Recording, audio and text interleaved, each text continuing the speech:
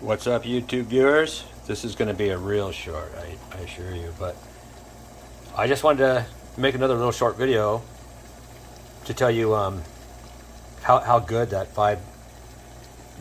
five grain whole grain hot cereal is. It's really good. And you know what? Here it is, almost 1 o'clock, and I'm putting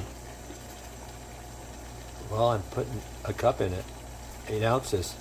8 ounces of oats, and this is gonna.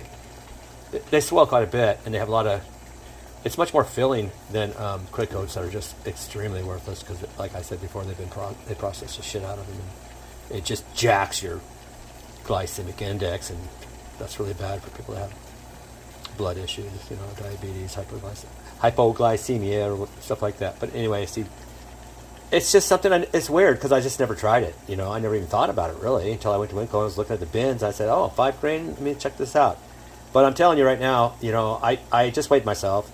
I was 220, and I switch up how I eat. It's just, and I like to switch it up and then see the results. Obviously, it's a good way to do things. But anyway, I'm down to 212, and it's just, I can't say enough about it because I'm going to put this cup in there, and I'm not going to be hungry till 6 o'clock. So it just stays with you.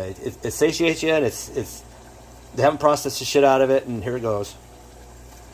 Wham! Oh, and super good to put. Ow, that's hot. To put. It's super good. When you put any kind of fruit on it after it's done, or you can just put cinnamon. And as far as if you're trying to stay away from sugar, which I was for a while, but that the monk sugar is really good as far as health wise. It comes from monk fruit, but it's really expensive, and so if you guys are still on a budget and whatnot, and there's other there's the alternative of fruit and a little bit of skim milk or something if you're on a diet. But I'm just telling you, it's the bomb, and it's the creme de la creme. And what you do is you just boil it for a little while. I didn't even measure the water, I just threw it in there, and then after you boil it for a little while, you just put it on low and cover it. Put it on low, and cover it. If it's boiling down, the water's boiling down too fast or something, you can take it off the burner for a minute.